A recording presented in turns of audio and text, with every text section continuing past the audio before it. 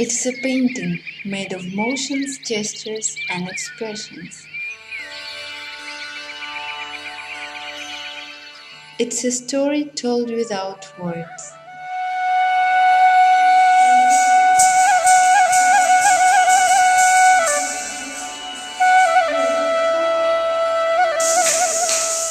It's a rhythm played in harmony with the heartbeat.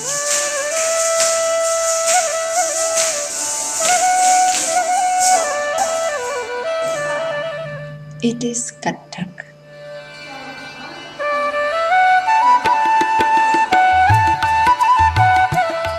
Originally, kathak was a religious dance form. The word is derived from the root katha, story. The name of Kathak comes from our saints who did worshipping to the god at temples. They were presenting the ancient holy books like Ramayana and Mahabharata before people. To do so, some were singing while another person was showing the story with the help of body movements. This gradually developed and transformed into a dance form named Kathak.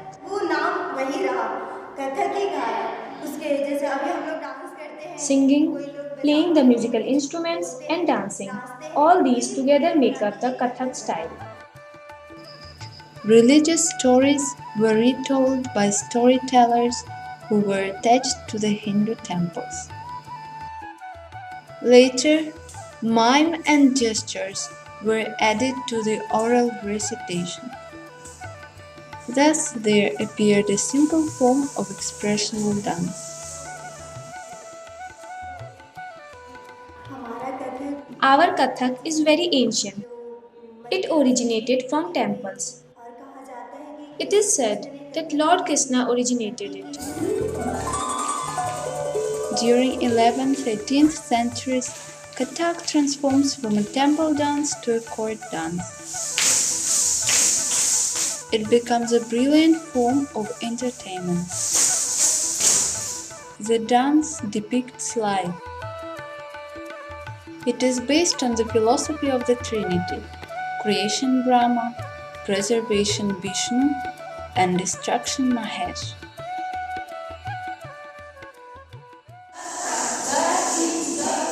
Its poses are seldom static, and it has a continuous flow of movements very close to life.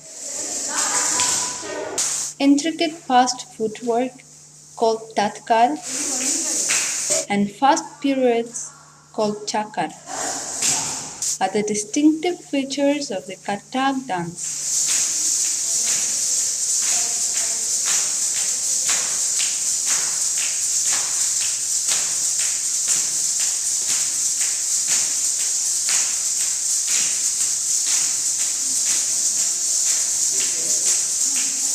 Specialists distinguish three schools or gharanas of Kathak: Jaipur, Lucknow,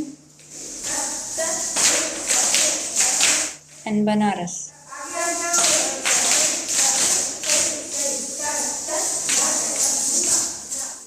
Their technique is same, only the manner of rendering movements is different.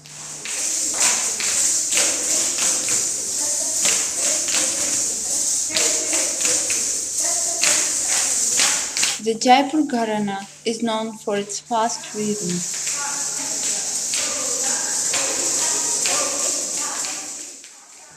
The Lucknow Gharana, on the other hand, is known for its grace, subtle bhava or expression, and sophisticated use of rhythm.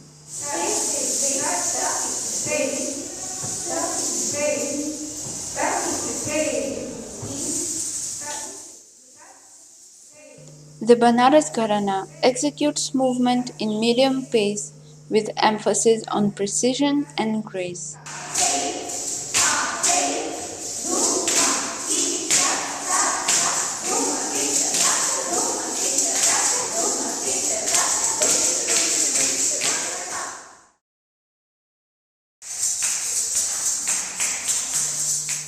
Kathak is traditionally danced by a soloist.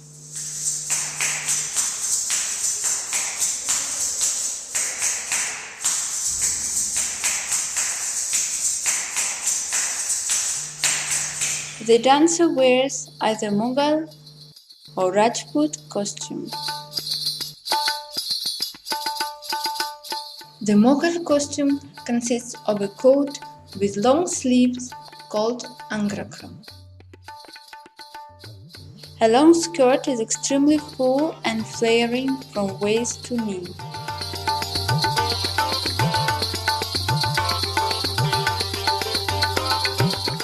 The dancer also wears tight-fitting trousers called churidar.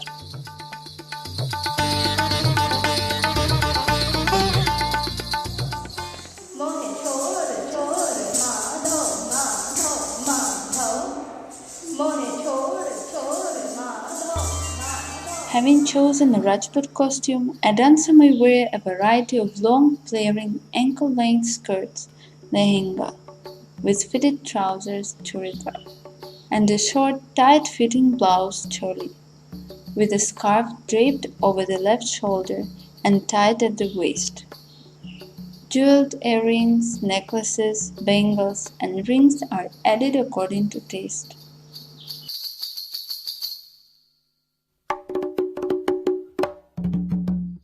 The dancer ties around her ankles small bells called ghungru.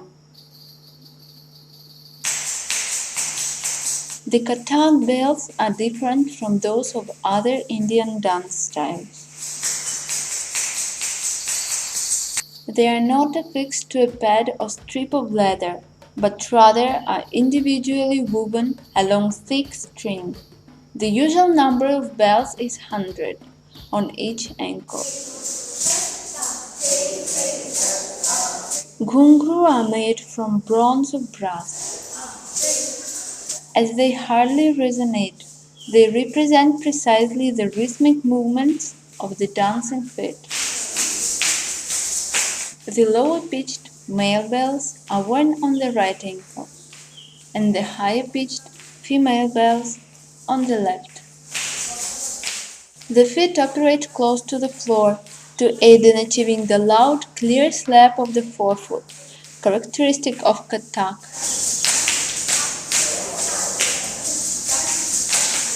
The bells with their weight keep the center of gravity of the dancer's body low, in order to facilitate rapid turning movements.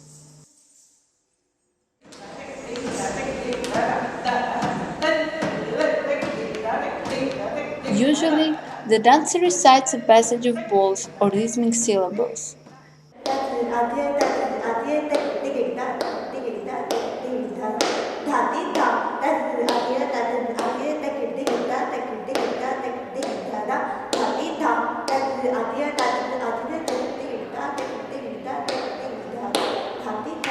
Then she performs it. These recited and performed passages are called tugdas. These tugdas or todas are an important feature of this style.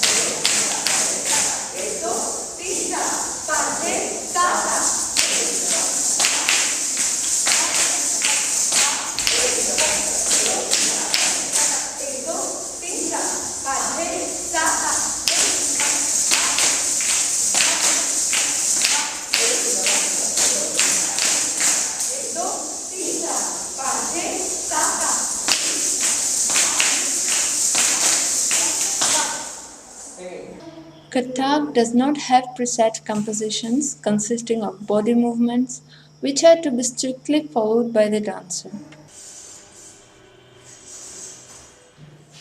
One of the major characteristics of Kathak is that it expects the dancer to find her individual way to elaborate the movements within a certain aesthetic condition given.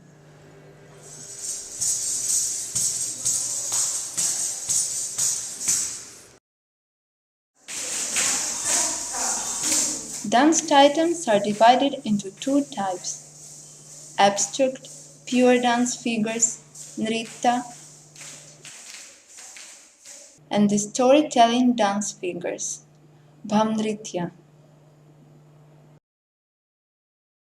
The method of associative ideas is widely spread in Kathak.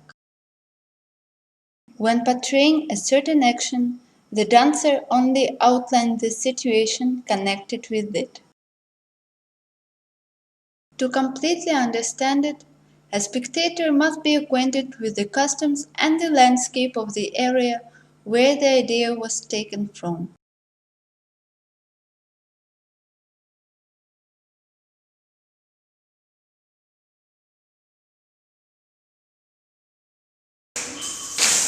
The dancer is free to arrange these items in any order. However, the performance will usually begin with items in a slow tempo, gradually increasing in speed as the evening progresses.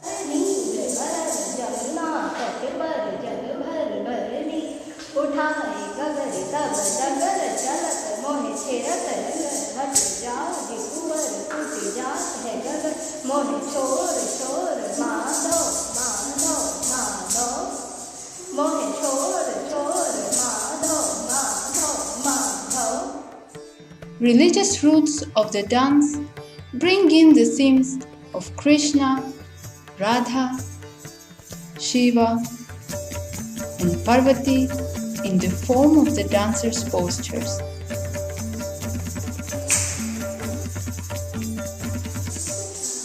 A Kathak dancer appeals directly to the audience.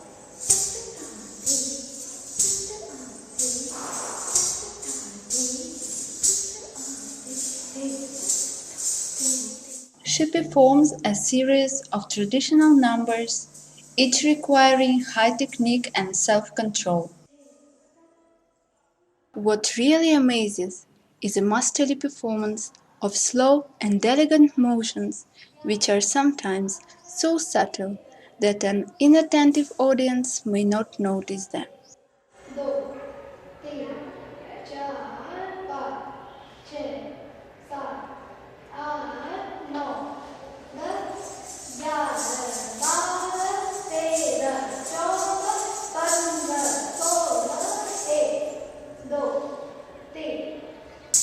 Expressional dance is a very important part of Kathak. The expressional part of the dancer is in the face, especially her eyes. The eye movement is the color of the dance. Eyes express and emphasize basic sentiments like quiet,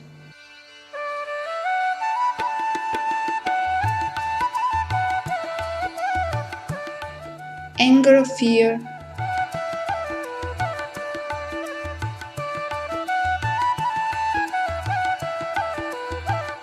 sadness,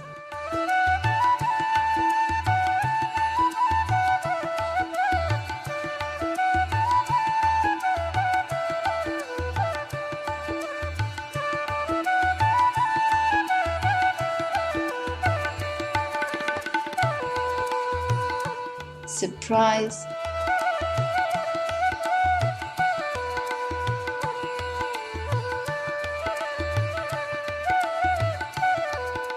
disgust,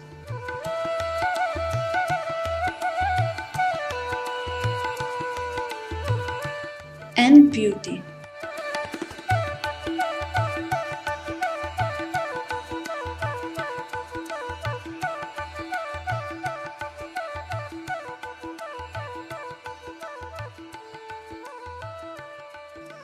The retelling of the theme is assisted by the use of hand gestures.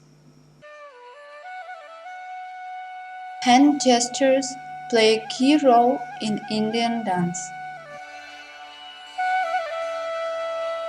There are 24 hand gestures. Sriparna, Sikhara, Sarp, Shivling,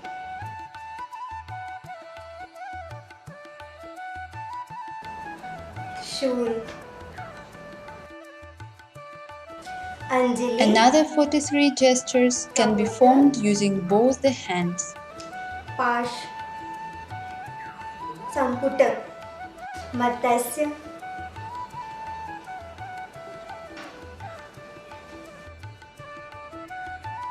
Garud, Pakshi.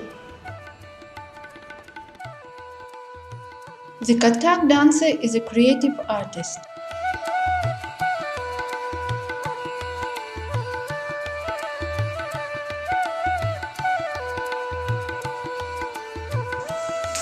The particular audience, musicians, the mood and personality of the dancer give a unique character to each performance. Fascinating pirouettes, rhythms of gungu in harmony with the dancer's body language, transport the audience to a plane of aesthetic beauty where they can taste the flavor of kathak.